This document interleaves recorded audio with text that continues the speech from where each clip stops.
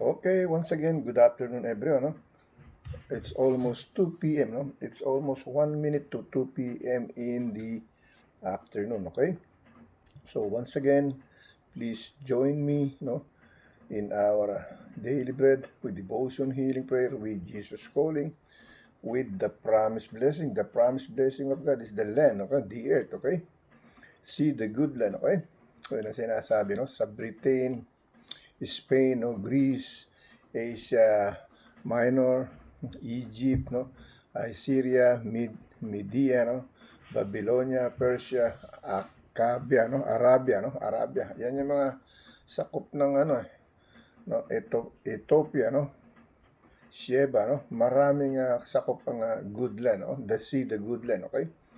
I get this knowledge to uh, preacher, no? Preacher, the minister, no? The minister of my new friend, no? Mr. Tom Estuben, no? Estuben, okay?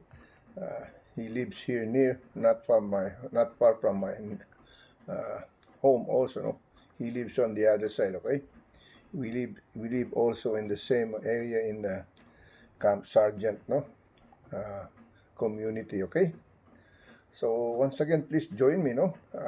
I think that I get some knowledge to him, no? God sent me person that he can improve my knowledge because of him. I always tell you, I'm not gonna lie to you, I'm still a newborn in this kind of life, no? A newborn again Christian, no?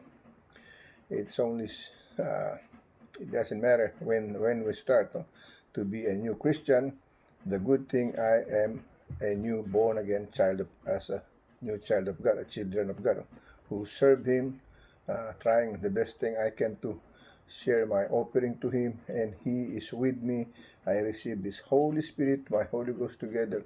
I am not live by myself only now. He live by with me. With His will, not only my will. No? That's the way it is, okay? Hindi na po ako nabubuhay sa aking sarili, kundi ang binubuhay natin dito yung Panginoon, okay? Sa saysay, pagsasambulat na kanya mga dalisay at wagas na salita. No? I am here to spread His holy, precious, glorious word from the Holy Sacrament of Book of Bible, from Genesis to Revelation, okay? Yan po ang ating ginagawa araw-araw sa pagsisilbi sa Kanya, and at the same time, I'm trying to touch other people's hearts and mind and soul, no? We always struggle with something, okay? Remember that, no? We are not yet done, okay? Until we are here in the earth, no? We're still struggling with something, okay? Temptation, worries, no? Etc. No? Marami, no? Maraming tayong hinaharap na minsan hindi natin maunawain kung bakit, okay? Alright, may left side, may right side, no? May middle side, independent, and other side, no? That's the way our life here, no? Okay? Struggle in any different kind of problems, no? And worries, no? That's the way it is, okay? So once again, please join me, no? Sa ating daily bread with devotion, healing prayer, with Jesus calling, with the promised blessing. The promised blessing of God is the earth, no? To all of us. No? Yan yung promise nila sa atin, okay? So once again, no? Tayo pa magsalo-salo, magsama-sama, kumain, no? Let's always feed our body and soul, no? Our human flesh as our immortal body, as the storehouse, the church, the temple of our Lord God the Father, with the Holy Son Jesus, with the Holy Spirit, in one Spirit, no? In three division, okay? Father, the Son, and the Holy Spirit, no? But in one Spirit, okay? Alright? But it says divided, no? And other spirit.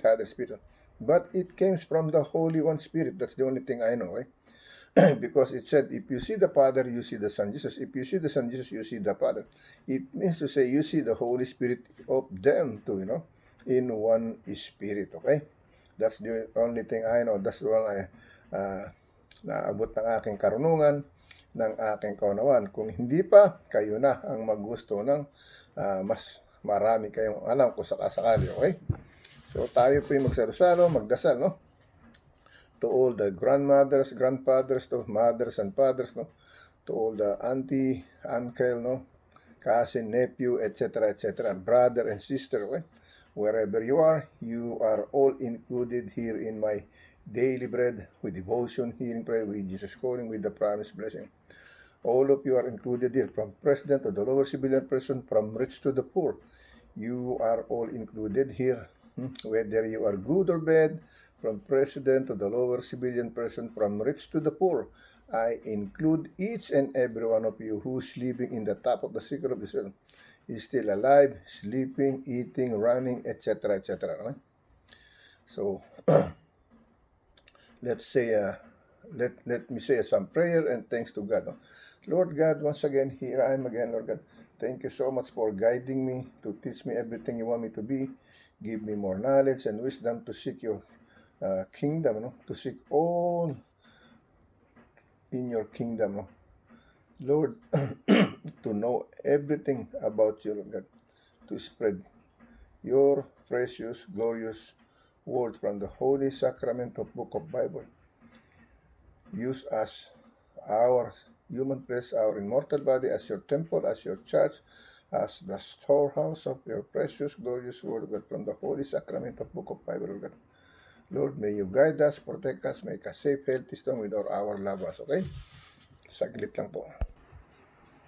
Okay, tayo po magpasalamat sa Panginoon. Lord, thank you for yesterday, today, and tomorrow, for another day, second, minutes, hour, day by day, week by week, month by month, year by year, that you allow us to be here with your will, not only my will, but your will be done, Lord God, to be lived by our loved ones, family, heart, relatives, and friends, kapamilya, kapuso, kamag-anak, no? Mga kaibigan sa magkakabilang panig, sa buong daigdig, Panginoon, naway iyong kamay ay iyong gawing panangga sa aming buhay, gawing kaligtasan, Lord God, ang iyong kapangyarihan, ang iyong pagmamahal, ang iyong pang-uunawa. Thou shall not kill, thou shall not robbery, Lord God, thou shall not take drugs, thou shall not gambling, thou shall not drunk, Lord God, thou shall not take drugs, Lord God. Lord, all of these things, Lord God, you please be guidance as always, Lord.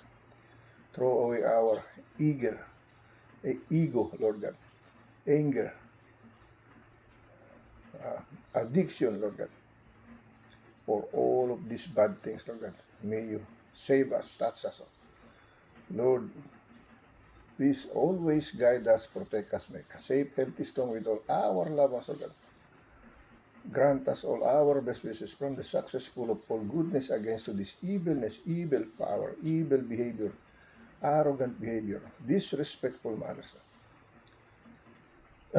Lord, take away all my worries about inside and outside of my human flesh, in my immortal body. Make our body as your temple, as your church, by your Holy Spirit, together with my Holy Ghost, in one body, Lord, in your holy, mighty name, Jesus. Amen. Lord, comfort all in the middle of war, in the victim of war, Lord. Lord, comfort all in the victim of flood, earthquake, fire, etc., Lord. In your holy, mighty name, the Holy, most mighty Father, the Most High, with your Son Jesus, with the Holy Spirit, in truly one Spirit of God. In your holy, mighty name, Jesus. Amen and amen. Okay? Yan po yan, no? Now, dito tayo sa ating daily bread, no? Sa ating Isaiah, we are in the Holy 2026, the Holy 7 month of the 7th of July, the Holy 7 month of July, okay? The Holy 7 month, day, July 7, oh? The Holy 7 month of July 7, okay? Year 2026, okay? Now, we are here to share to you again, no? In our day 7, no? Ikapito na araw, no? Day 7, no? July 7, okay? Sa ating Isaiah chapter 46, verse 4 to 8, okay? Or maybe I'm gonna read verse 1 to 12, okay? Isaiah chapter 46 verse 1 to 12, okay? Here is the message for today, no? Only one scripture sa ating daily bread, no? Thank you, Lord, for the trials that you allow to happen in my life, no? Which serves as a platform on which you reveal yourself, no? Sana'y maging reveal siya sa akin o sa inyo, okay? Reveal yourself, no?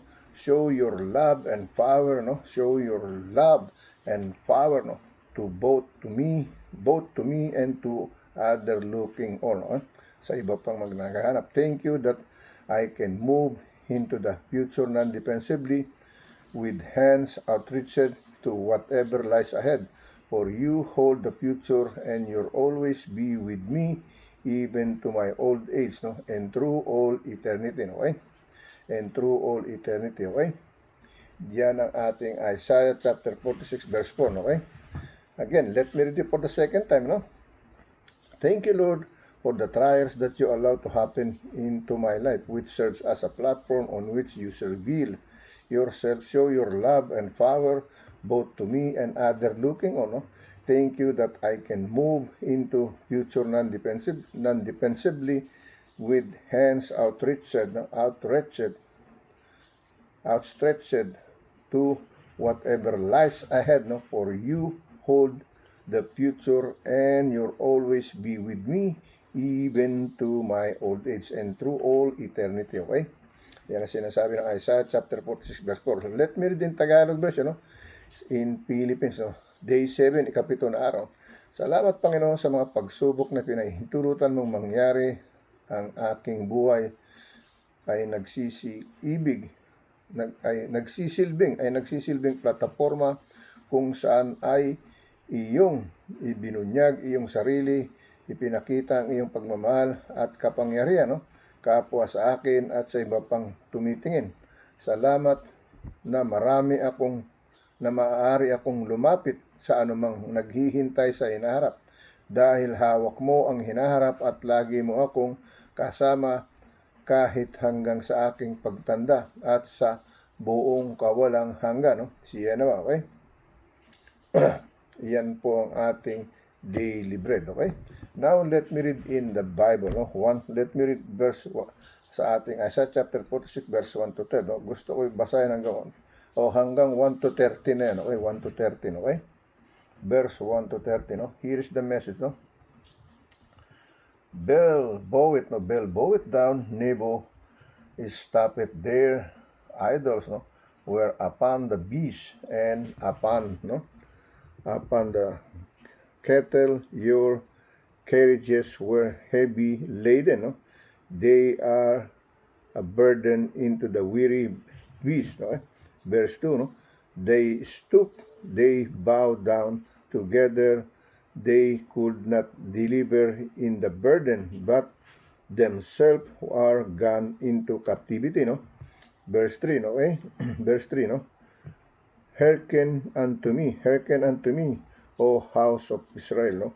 Which are born from the belly, which are carried from the womb, okay? Verse 4, no? And even to your old age, no?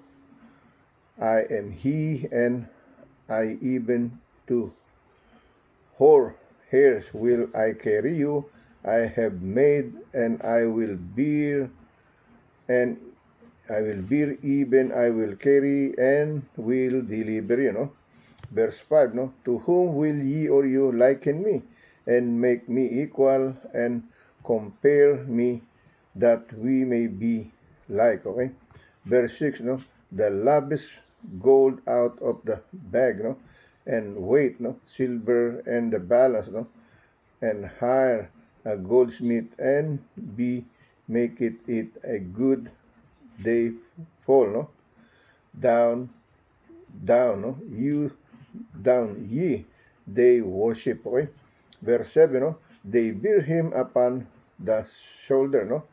That carry him and set him in his place, and he standeth from his place, shall be not removed, yea, one shall cry unto him, yet can he not answer, nor serve him out of his trouble, no? Verse 8, remember, no, this, and show yourself men bring it again to mind, O ye or you transgressor. No? Verse 9, no? Remember the former things of old, for I am God, no? And there is none else. I am God, and there is none like me. Okay? Verse 10, no?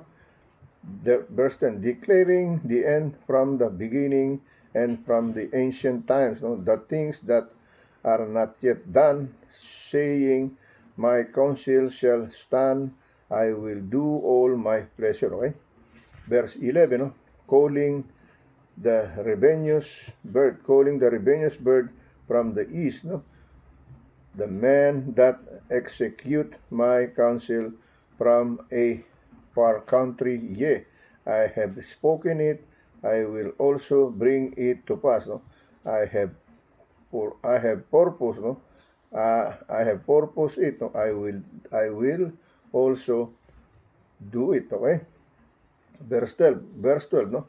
Hearken unto me, yea, stout-hearted, no? That are far from righteousness, no? Verse 13, last verse, no? I bring near my righteousness, it shall not be far off, okay?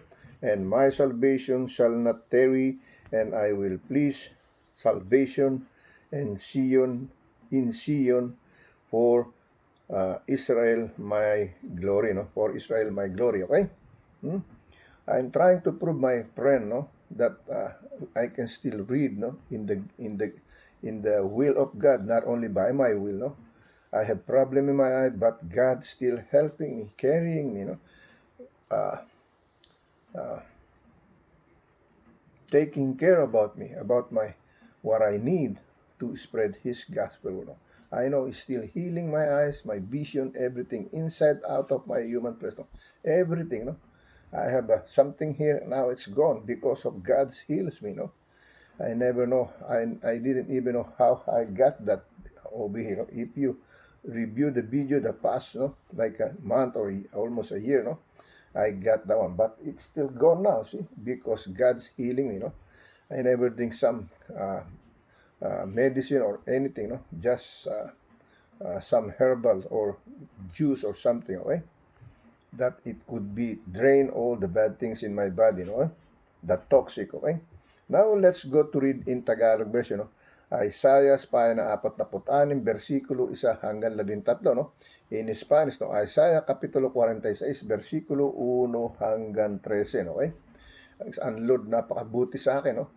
Isang patunay ko sa inyo yan. Kayo na nakakakita sa akin, kayo nakakapanood sa akin, nakita nyo ng mga nagdaang panahon, no, ako'y nagsasalamin. Ngayon po, hindi ako nagsasalamin. Ipinagkakatiwala ko sa Panginoon Diyos ang aking paningin, okay? Ang kagalingan ko, okay? Hindi tayo naninira dito. Kayo may insurance, no? Alam nyo ang nangyayari sa inyong buhay, no? May insurance kayo, binabayaran ng insurance nyo, tapos balik kayo ng balik, papataka ng mata nyo, lelenten, ha, parang binubulag, no? And then, it will not help you. It always offer you an eyeglasses to renew the grade of your vision, no? That the length, the thickness of your whatever grade is in your eyeglasses, no? It not will help you. But if you trust the Lord God to help you, to heal your eyes, it will happen, okay? Now, let me read to you sa Tagalog sa Isaiah, pahina 46, versikulo 1 hanggang 13, no? Pinagpares, no, ang idolo ng Babylonia at ang Panginoon ng Israel, okay? Pinagkumpara. They compare together, no, the God of Babylonia from the God of Israel, okay? He compared it, but it's different, no? Because the God of Babylonia is idolatry, okay? Now, let me read in Tagalog, no? Sa ating Isaiah, pahina 46, versikulo 1 hanggang 13, no? Si Bel ay nagpapatira pa sa Nebo, ay yumuyukod ang kanilang mga Diyos. Yumuyukod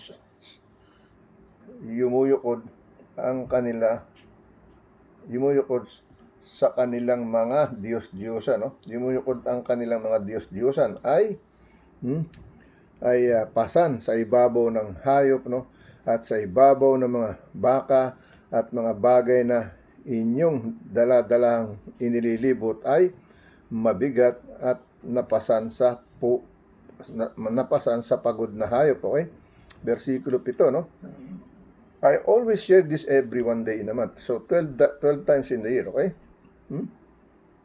Versikulo 2, sila'y yumuyukod, sila'y nagpapatira pang magkakasama, hindi nila maiwasan ang pasan, kundi sila may napapasok sa pagkabihag, no? Nagiging biktima, nagiging bihag tayo. Matagal ako naging bihag dyan sa ganyang paniniwala, no? Pagsamba, no? Pero hindi pala yan ang totoo at tama, okay? Yan ang sinasabi rito, no? Okay? Sabi rito sa versikulo 2, no?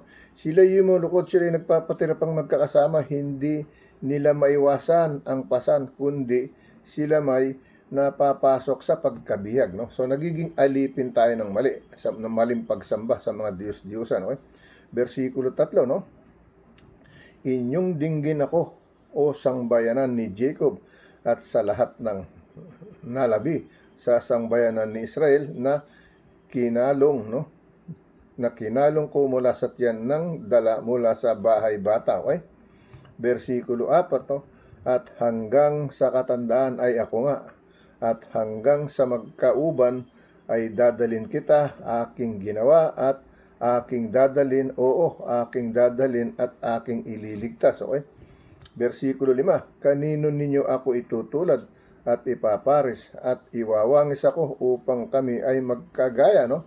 Versikulo 6, sila'y dumudukot ng maraming ginto sa supot at tumitimbang ng pilak sa timbangan, sila'y nagsisiupa ng panday ginto sa kanyang ginagawang Diyos, no? Sila'y nagpapatira pa, sila'y nagsisisamba, no? Versikulo 7, papasanin nila siya sa balikat, dinadala nila siya at inilalagay siya sa kaniyang dako, at siya'y nakatayo mula sa dinadala siya at inilalagay siya sa kaniyang dako, at siya'y nakatayo mula sa kaniyang dako, at siya'y nakatayo mula sa kaniyang dako, at hindi siya makakilos. May dadaing sa kaniya, gayon may hindi siya makasasagot, no? O makapagliligtas man sa kaniya sa kaniyang kabagabagan, okay? Dadaing ka, mananalangin, katulad ko, nagdadasal, ganito, magsasabi, ganito, pero walang ginagawa. Sino nakakarinig sa atin? Ang Diyos.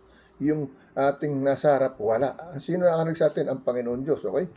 So, hindi yan ang tunay na Diyos. Ang tunay na Diyos ay yung umaaba sa'yo, nakakarinig sa'yo, no? Tumutulong sa'yo, sinasagot ng iyong problema, ibig sabihin, okay? Versikulo 8, inyong alalahanin ito at magpakalalaki kayo. Isa-isip ninyo uli ang ninyong mga mananalangsang, okay? Mananalangsang, no? Nanloloko, no? Versikulo 9, inyong alalahanin ang mga dating bagay na una, sapagkat ako'y Diyos, no? At walang iba liban sa akin, no? Ako'y Diyos at walang gaya ko, no? Okay? Versikulo 10, no? Na nagpapahayag ng wakas mula sa pasimula at mula ng mga unang panahon na mga bagay na hindi pa nangyayari, na nagsasabi ang payo ko ay mananayo at gagawin ko ang aking buong kaligayahan. Okay? Versikulo 11, na tumatawag ng libong magdadagit mula sa silangan ng taong gumagawa ng aking payo mula sa malayong lupain. Aking sinalita, akin namang pangyayarihin, aking pinanukala, akin namang gagawin. Okay? Versikulo 12, inyong dinggin ako, ninyong mga mapagmatigas na loob, no? Na malayo sa katuwiran, no? Stout-hearted, no? Matigas ang ulo, no? Matitigas ang naloob, okay?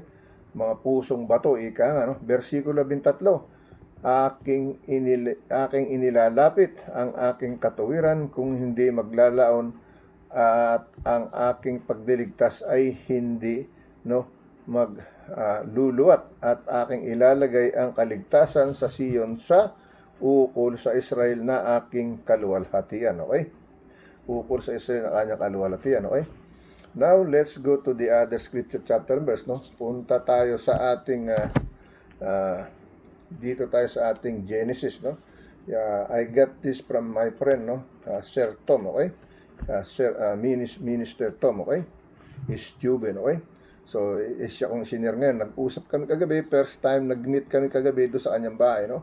So, I am glad that God show me something that I never seen in my life before, okay? At yan natutuwa ako, okay?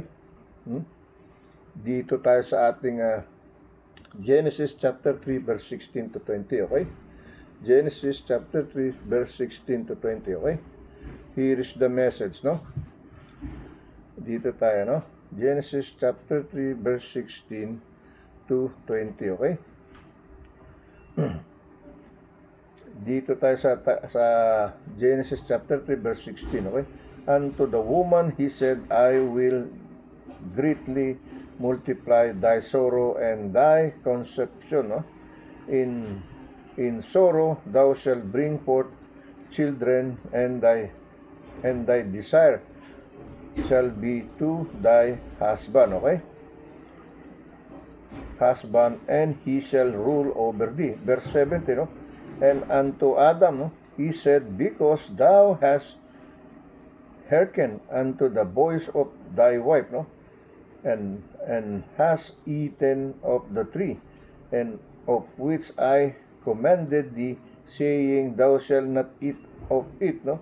Cause is the ground for thy sake is sorrow, thou shalt thou eat of it in the days of thy life, okay? Verse 18, okay?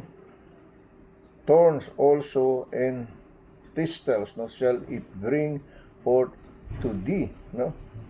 And thou shalt eat the herb of the field, no? Okay? Verse 19, no? In the sweat of thy face shall thou eat, no? In the sweat of thy face shall thou eat, no? Bread till thou return unto the ground, no? For out of it was thou taken, no?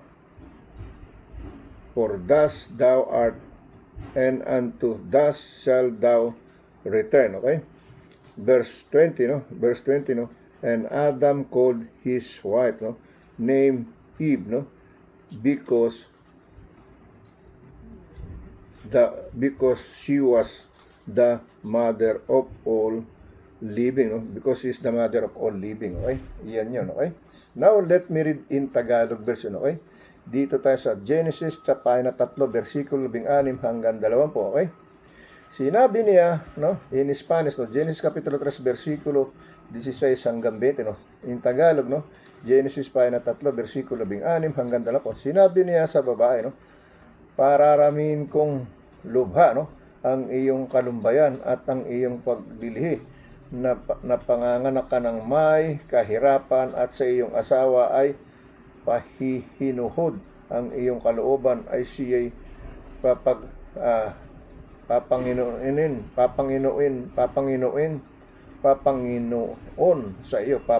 sa iyo, okay? Papanginoonin sa iyo, no? Sinasabi, no? Sinabi niya sa babae, no? Pararamin kong, no? Lubha ang iyong talumbayan at ang iyong paglili. Manganganak kang may kahirapan, at iyong asawa ay pahihinuhod. Ang iyong kalooban at siya'y papanginoon sa iyo, no? Iyon, no? Versikulo 7. At kay Adam sinabi, sapagkat inyong dininig, no, ang tinig ng inyong asawa, at kumain ka ng bunga ng punong kahoy na aking iniutos sa iyo, na sinasabi, huwag kang kakain niyaon, sumpain ang lupa dahil sa iyo, no? Kakain ka sa kaniya, sa pamamagitan ng iyong pagpapagal sa lahat ng mga araw ng iyong buhay. Okay? Versikulo 18. Ang isisibol niyaon sa iyo ay mga tinik na mga dawag, no? At kakain ka ng pananim sa parang. Okay? Versikulo 20.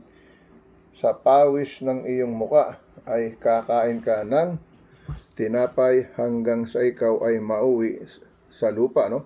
Sapagkat diyan ka kinuha, sapagkat ikaw ay alabok at sa alabok ka uuwi. Okay? Versikulo 20, no? At tinawag na ni Eva ang lalaki na kaniyang asawa, no? Sapagkat siya ang naging ina ng lahat ng mga nabubuhay. Okay? Versikulo 21, no? At ginawa ng Panginoong Diyos si Adam at ang kaniyang asawa ng mga kasuutang balat at sila'y